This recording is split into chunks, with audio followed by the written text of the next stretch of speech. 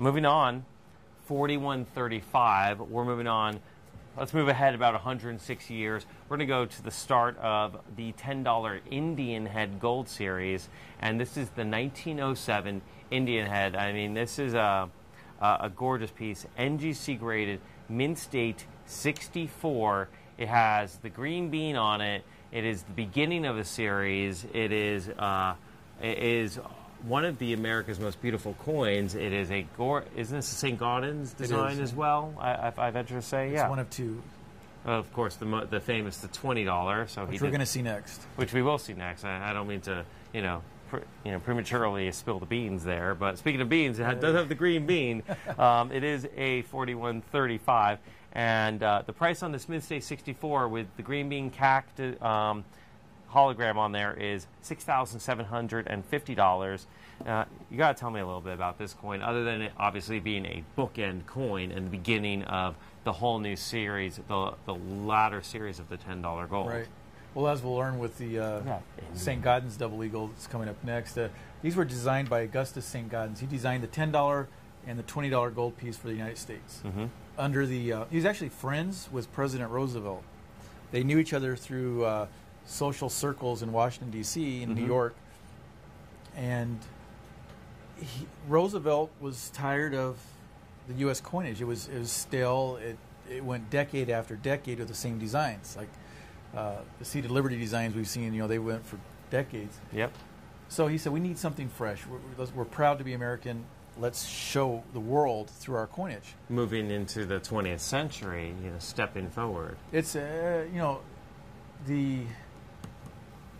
Augustus St. Gaudens was a famous artist, but he was a sculptor, and he's famous for his large-scale sculptures, like huge sculptures. Yeah. So he was not used to doing these tiny designs. So he actually designed everything large, and it was reduced down.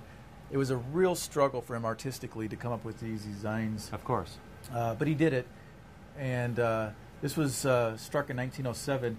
Augustus St. Gaudens actually passed away in 1907, just days after this was released into circulation. He managed to hold on. Time to see it come to fruition. Right. Gives you goosebumps to think about it. He was definitely is credited with designing the two most beautiful designs in U.S. coinage history, in my opinion, overall. I like the early American coins because of the history, but you cannot, you really have a hard time challenging the $10 Indian from 1907 onward and the $20 gold piece.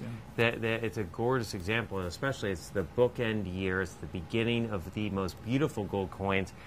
There's a huge popularity attached to these two series, and you can have this again at $6,750. It is a mint state 64, so it is the beginning of one of the most beautiful series, and there is something special with this coin. I mean, anytime you hold a saint or a $10 Indian, that you definitely understand what you feel kind of drawn to it. As I am to Morgan dollars, I also am to these pieces, these Indian heads of the $10 denomination and the saints. I mean, there's an Art Deco appeal to it, isn't it? I would. That's exactly it. I mean, look. The eagle is so majestic. The Indian, you feel so much emotion, and the headdress is just so intricately simple and bold. And exactly, it doesn't take much to elicit such a response. So, 21 have received a CAC sticker in totality of 64 in all grades. 64 and MS64. CAC has approved only 21 pieces, with one finer, a 65. Wow. So, a total of 64 and finer. 22 pieces have been awarded the green bean sticker, which is telling you that you're getting a very conservatively graded, near gem condition $10 gold piece from 1907, first year of issue. Incredible piece, an incredible opportunity then. So, there might have been a larger mintage on this, but, you have 22 total coins that have that, CAC symbol on there. So you have a double secure, a double protection behind your coin here, and you can own this right now. $6,750. It really is a deal.